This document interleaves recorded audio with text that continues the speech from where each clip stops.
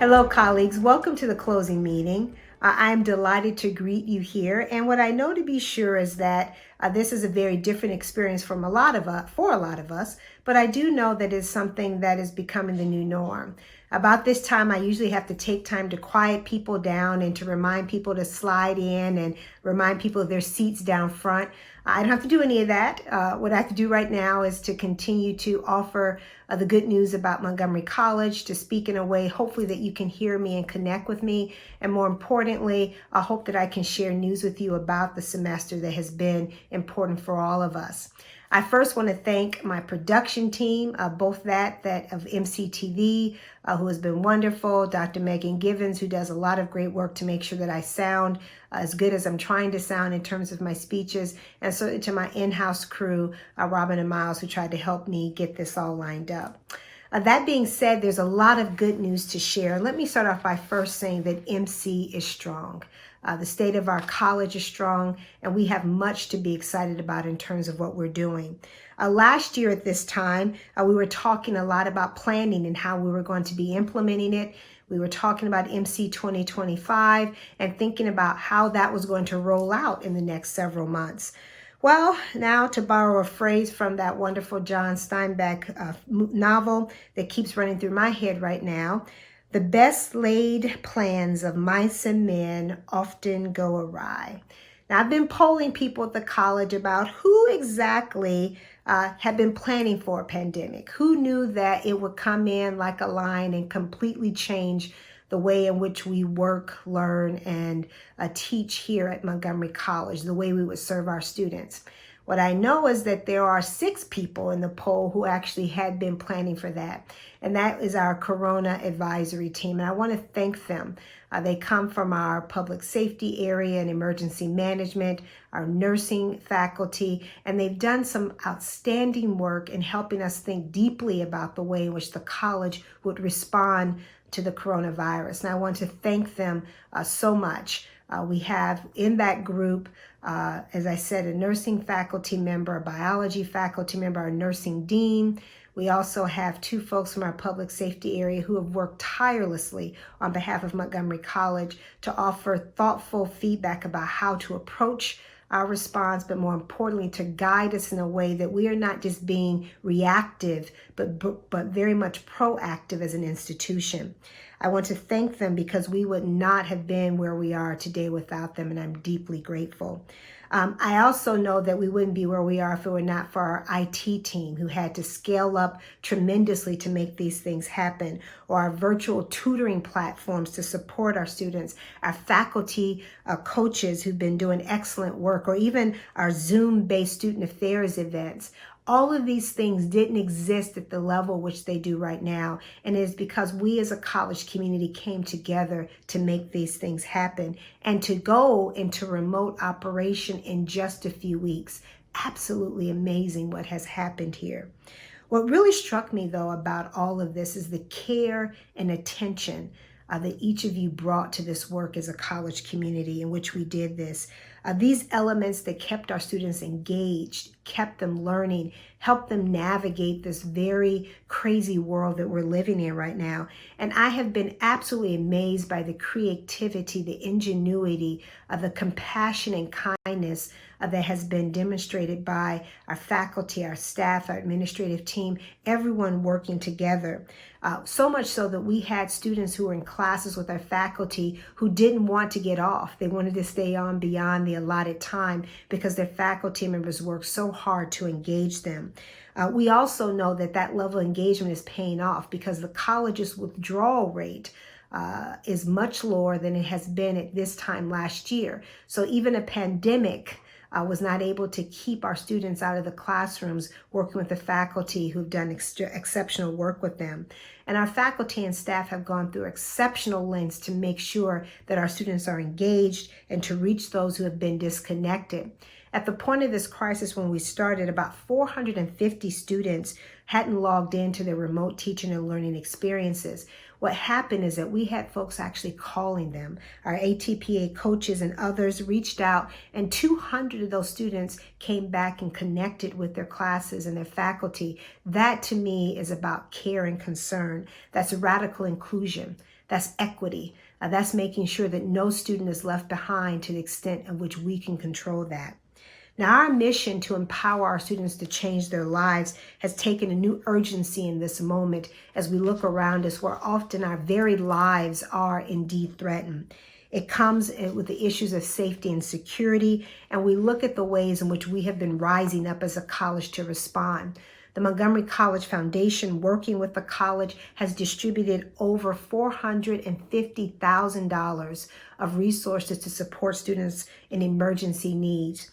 This has gone to groceries, rent, laptops, helping students with other necessities, and over 1,000 students have been engaged in this. And in talking to our foundation director, she said as a part of the team who helped vet this, they were so amazed, not just by the thoughtfulness of the students' inquiries and asks for help, but the advocates of the faculty and staff who wrote on their behalf, who knew these students, who were able to talk about their experiences and speak on their behalf. That to me says so much. We had food bags that were given out to students. About 240 students received them, and they came in, our faculty and staff, and packed them the nights before up to 3 or 4 o'clock in the morning, or up the next morning to actually go out and to distribute them to students so that they would have them. We have faculty and staff who've been checking in with students continuously, working to make sure that their needs are being met and that the CARES funding that we hope to receive very soon from the federal government is prepared to go right to the eligible students very quickly. As soon as we have it, we will be passing it through to students just as it was intended. On an organic level, we're working to ensure that no student has been left behind. It has really grown to be something of a movement here at the college, which is rooted, I think, in our deep commitment to equity and to inclusion and to making sure that we empower our students in ways that they didn't even know that they could be. So much more than academic success, but this idea that we're empowering them for survival. I hear the stories. Yesterday I did a popcorn with Pollard with students, and they told me about each and every person who has reached out to them and is connected to them with the institution to make sure that they're okay. We have done tremendous work and responding in ways that we never thought possible. I've watched faculty and staff treat each other with that same compassion and thoughtfulness throughout this experience. While they juggle their own children, helping them do their homework and schoolwork at home, their own lives, navigating parents and grandparents and aunts and uncles that they're trying to help take care of, sometimes at a great distance. They have worked to make sure that each and every one is not isolated and making sure that people are encouraged. So much so that our own employees of the college have donated more than $17,000 to the emergency assistance program for our students.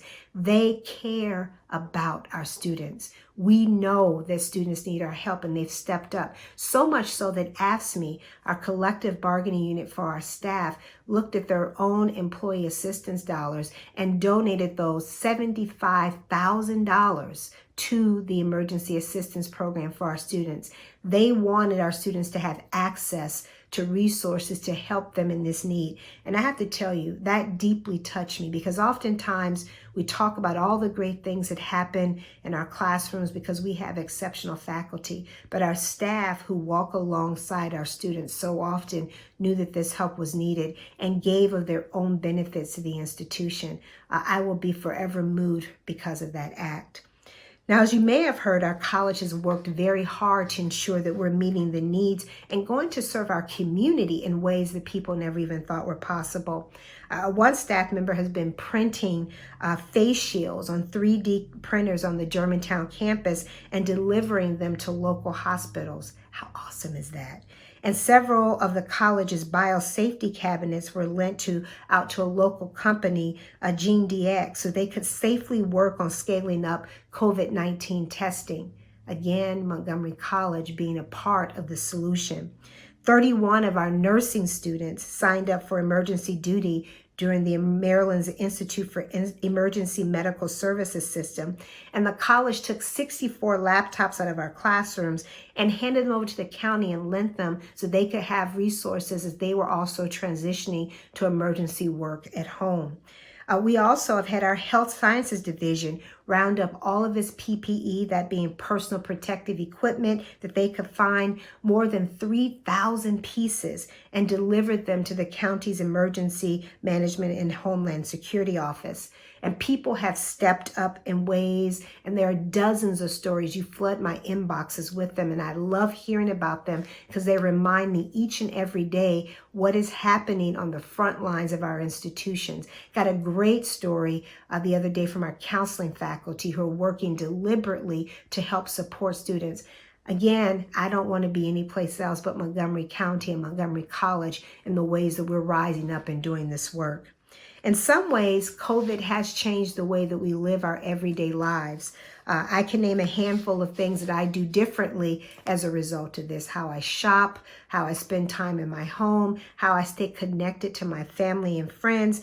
And I think we all are experiencing this. I watch my son as he navigates this new world that will forever mark that particular generation. And we know at the same time, there's some truths about the Montgomery College experience that simply remain. Our faculty still teach, our students still learn, grades are still awarded, credit is still given, students clubs still meet, they still have great activities that occur. So the college has gone on and people are adapting to this situation. MC is strong and we will continue to adapt. The pandemic has changed the landscape on everything that we probably know about what we do at the institution. But what we know is that our students' needs are changing in this, and we also know that the local workforce needs are changing as well. Our work at the college will be to adapt, to help drive, to help translate in ways that people need to hear so that students are prepared for the world that they will step into right now and into the future. How will our curriculum need to adapt? How our support services need to adapt? That's the work that we're dealing with right now. We are not in crisis as an organization. We're preparing for the future as a result of what this crisis has left us with. And this will require us to be more agile and more collaborative than ever. This crisis has shown us that the very nature of work is changing. And this is something I've talked about before. In fact, it's something the board had dedicated this entire year to looking at. Perhaps we were just pressing as an institution, but it says something about the fact that we were already thinking about how the changing world of work was going to be effective for both our students and also for our employees.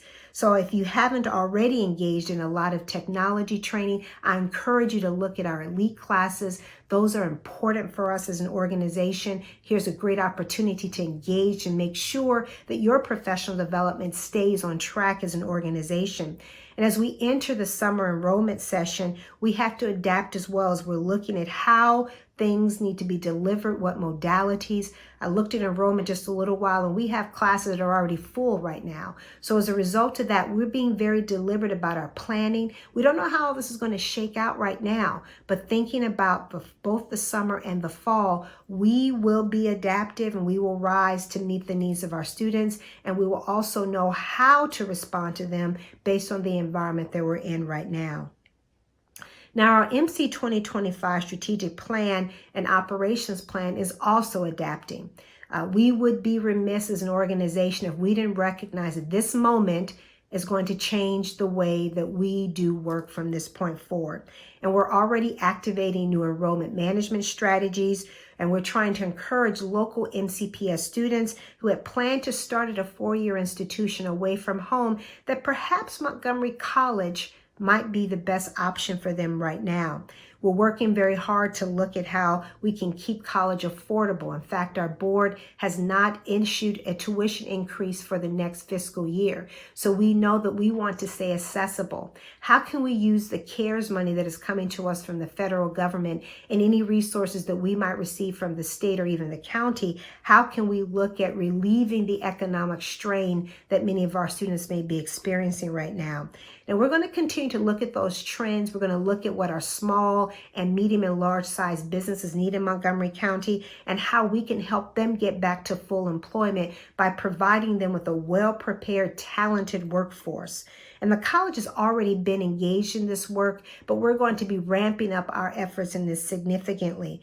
We will be increasing, because we know that the need is there, our commitment to this and making sure that COVID-19 does not define us as an institution, but that we rise up in ways that respond to what this environment needs right now. And that MC 2025 is an adaptable, living architect of how we're going to be preparing for us as a future, as an organization, to make sure that we are responding to the conditions that we live in right now.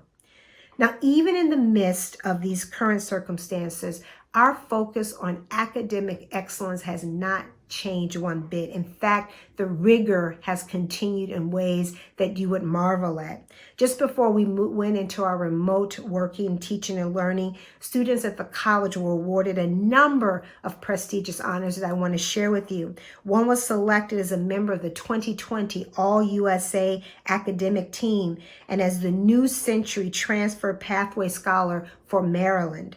Another student at the Maryland Collegiate Honors Conference was awarded the Ports Award, given to the outstanding honor student at a two-year college in the state. And a third received a Maryland Critical Language Scholarship Award by the U.S. Department of State. These are prestigious awards which are credit to our faculty and staff as well. As you may recall, the college had 5 Jack Kent Cook semifinalists this year, and we're so excited about this recognition for our students, and we look forward to their continued success after they've transferred to their institutions of choice. They are indeed a part of the legacy of Montgomery College. None of this would have been possible. Our students are exceptional without doubt, but they would not be as well prepared if it were not for exceptional faculty and staff who work with them each and every day. There are dozens of initiatives across this institution that we're looking at and how we can help students progress more effectively. And we've been planning throughout this how to position the college for the post-pandemic reality.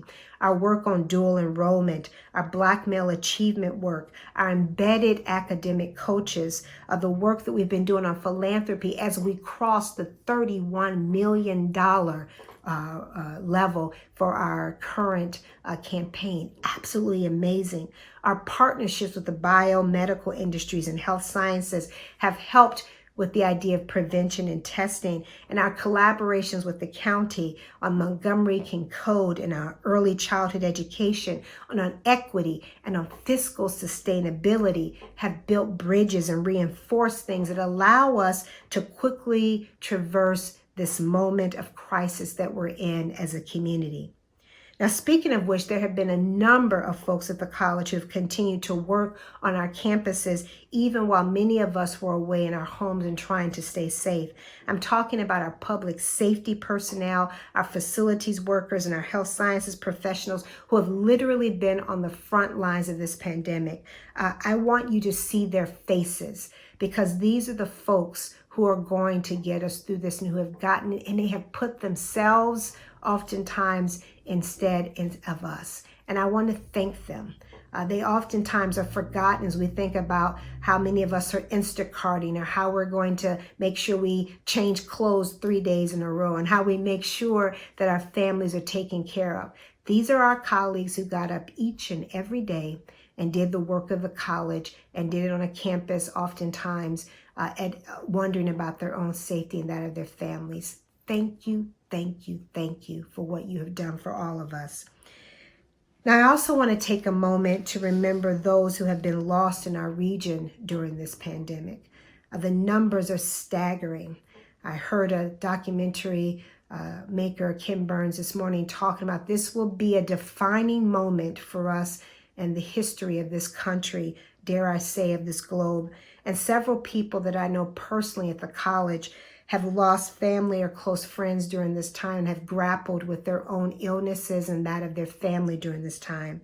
Now, without our traditional gatherings and opportunities to offer each other comfort and care during these times and to participate in funerals and memorial services, these have been particularly hard losses, sometimes feeling very isolated and alone. Those who are left are deprived of the healing that comes from those rituals of being able to say goodbye. And oftentimes, many of us rely upon those as closures in these moments. While we all try to work remotely, many in our community have been dealing with grief, and that will take a long time to work through. And along these lines, I want to mention a friend of the college who we lost at this time, Antonio Tango Thomas. Many of us know Dr. Thomas, who was lost in an unrelated illness about 4 weeks ago. A huge personality, a brilliant mind, someone who cared deeply about this institution and the work that we do here. He is someone that we will grieve for a long time. He was an integral part of the college community for many years, first in our Gateway to College program, but then also in a TRIO program director, and finally as the first director of our Institute for Part-Time Faculty Engagement and Support. He was a man with warm personality, always focused on others, a student of life and of people, and always thinking about how to make the college better for anyone who came here. He's left his mark, and I will miss him deeply, and our hearts go out to all of us and our colleagues who will be thinking about he and his wife and his family as we all think about the impact that he made on this institution. And as we move into the next part of the recovery, planning is already ongoing. As you know, the conditions change daily. What we knew to be true may not be true, but we're adapting as an organization. MC is strong, and I need you to know that. We have guiding principles that will be helping us to lead through this moment. Care and compassion for our students and the wider community, guarding academic integrity, encouraging active partnerships and maintaining fiscal sustainability. That is why I know we will be okay as an institution. The college will be central in leading our community to reimagine and reinvent its essential education, economic, and social paradigms. We're going to be adapting, but we will remain mission-focused as an organization. Now, here's what I also know. I believe that Montgomery College has been preparing for this moment for a number of years, and to enact the courageous transformation that MC 2025 demands. I know that each and every one of you are necessary. You are essential to this work that we will be doing. And while this crisis is certainly a defining one for many of us, it will not define us as an organization. Our responses to it will be our legacy, and I am confident that this will be something that we as an organization will be proud of. Recently, one of my colleagues tweeted out something that really moved me deeply, and it had me thinking about this theme that we've been on over this last year, this journey of looking at the future of work, but also thinking about love and compassion and kindness for our students, for each other. And he said, in this new environment, higher ed institutions that are less in love with tradition and more in love with their students will be the ones that thrive. Now, I already think that we're ahead on this because we are an organization that loves our students, and we're going to love them to success, but we're also going to love our community to success by the phenomenal students that we will produce as wonderful contributing members of our society. I want to end with faces of our students, the ones who remind us each and every day why we do this, and they help to call to the better angels of who we can be as an organization. And I think their faces are important. These are students who are enrolled in our diagnostic medical sonography program, and they put together a little video to stay connected with each other. And I love the sentiment, I love the intent, I love the stories that the pictures tell. And somehow or another, I often believe the students, if we listen to them, are always the ones that remind us just why we do this work. Montgomery College is strong, and these students remind us of that. Thank you all for being here with me. Be well.